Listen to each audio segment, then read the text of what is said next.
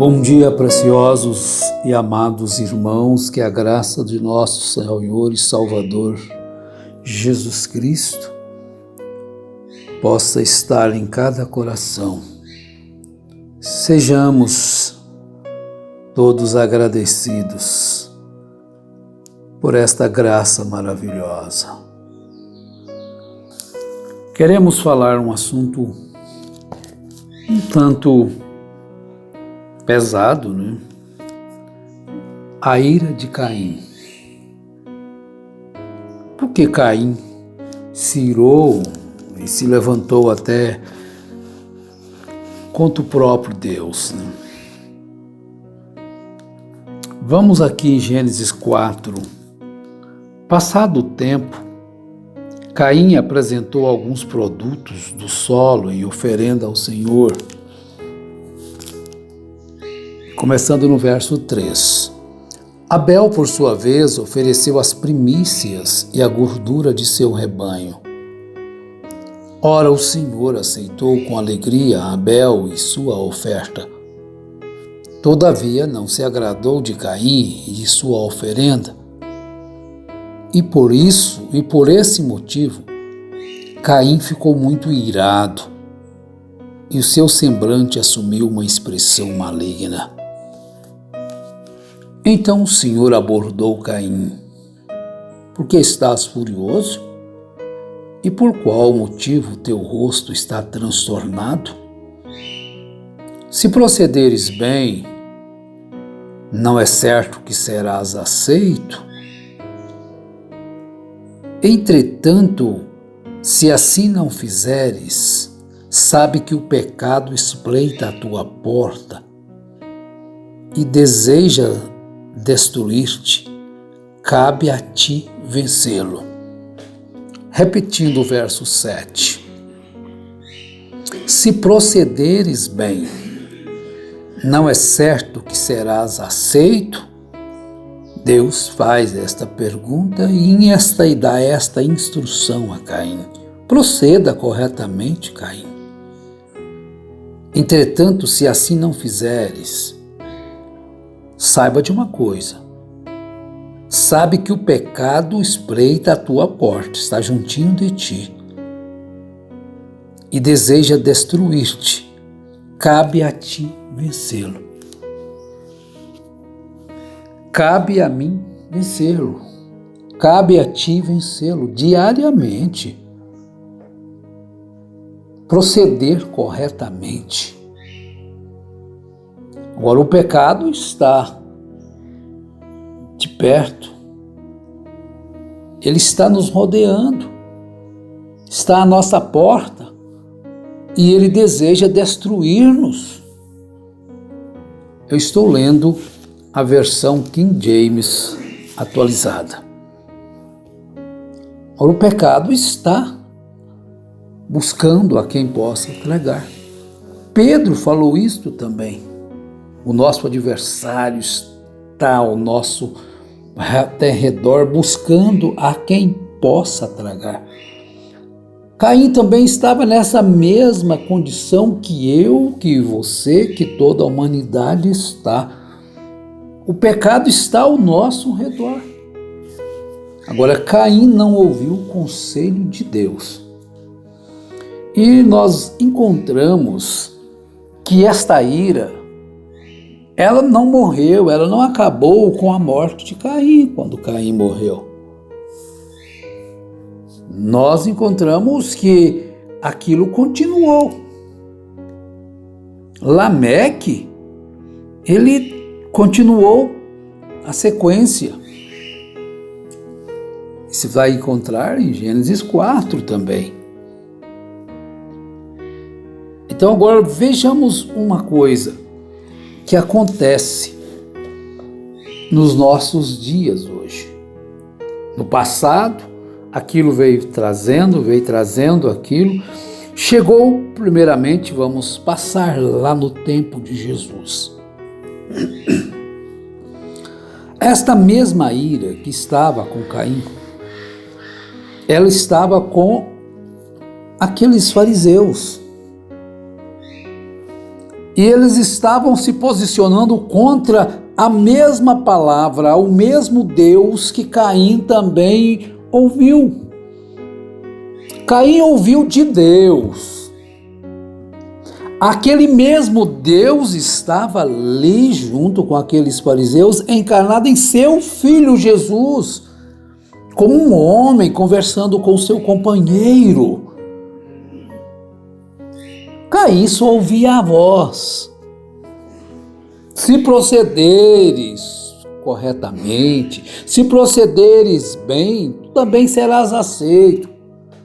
Agora ali não estava somente a voz, estava Deus em seu filho, conversando, um olhando a face do outro. Deus se encarnou, ele se humilhou, desceu da glória do seu filho Jesus ali e se tornou um homem.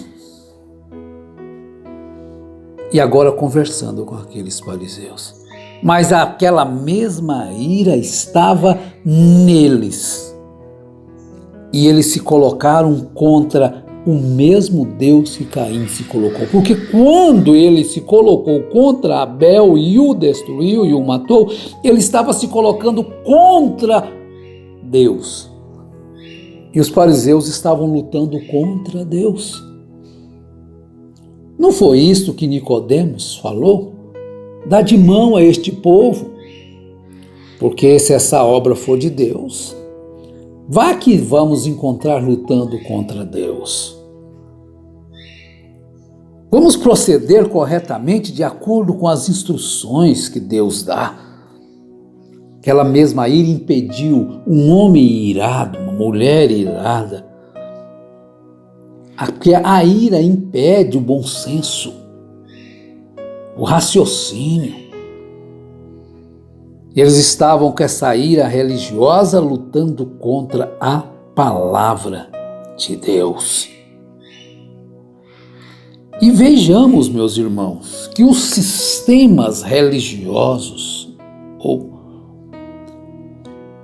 eles manipulam as pessoas contra quem? Contra a própria palavra de Deus.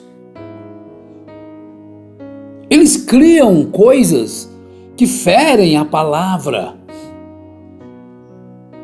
A gente, de vez em quando, vai trazer isto. Os sistemas criam coisas para manipular as pessoas contra a palavra de Deus. Eles não estão contra o inferno, eles estão contra a palavra de Deus. Os fariseus não estavam contra Satanás, estavam contra Deus. Caim não estava contra Satanás, ele estava lutando contra Deus. Na sua ira, porque Deus olhou para o sacrifício de Abel. Mas era só ele fazer o correto. Deus lhes deu a instrução.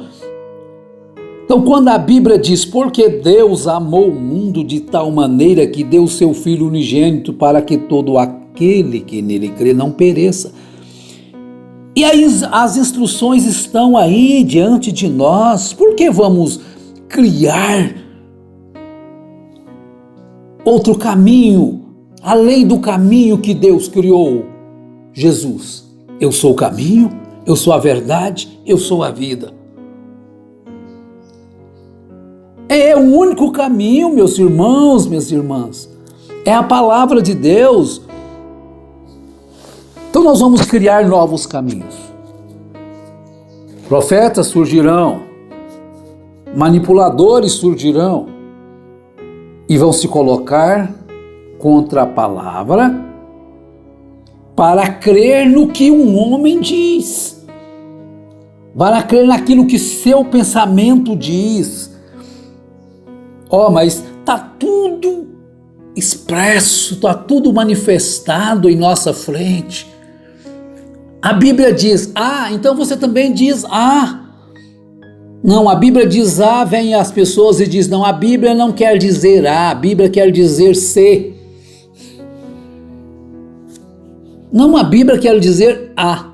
Pronto, é A. Fique com isto. Por que vamos modificar alguma coisa na palavra? Mas os homens, dizendo-se inteligentes, dizendo-se revelados, instruídos, então torcem as Escrituras para a sua própria perdição. Olha a perdição, está diante de nós. Olha a salvação, está diante de nós. Tudo está diante de nós. Mas nós vamos modificar, arrumar um atalho, para quê? Nos perdermos no lamaçal do pecado? Então vêm pessoas e dizem, se a mensagem, se o profeta é falso, a Bíblia também é. Que comparação absurda! Que comparação antibíblica! Por que eles dizem assim?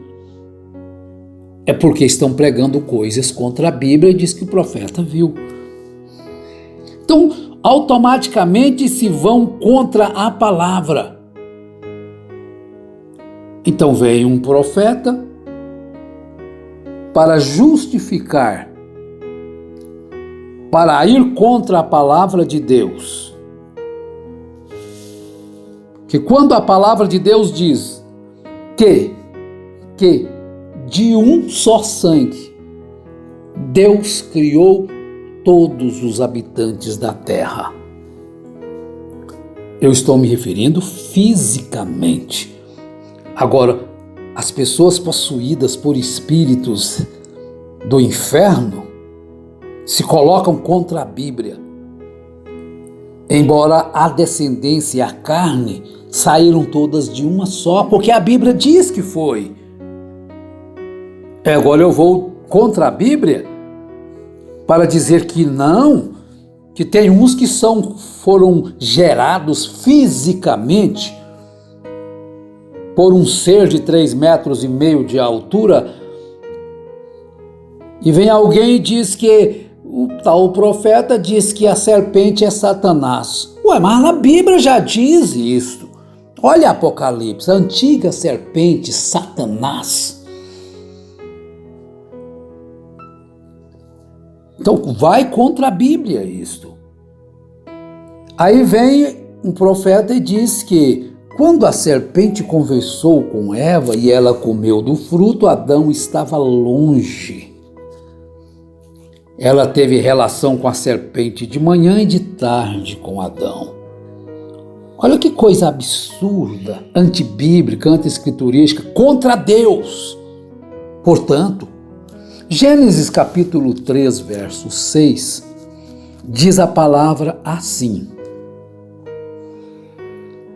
quando a mulher observou que a árvore realmente parecia agradável ao paladar, muito atraente aos olhos, e além de tudo desejável para dela se obter sagacidade, tomou do seu fruto, comeu e o deu ao seu marido que estava em sua companhia. E ele igualmente comeu. Como que ele estava longe? Que Eva estava longe de seu marido. Não é uma coisa anti-escriturística, antibíblica? Vejamos outra versão.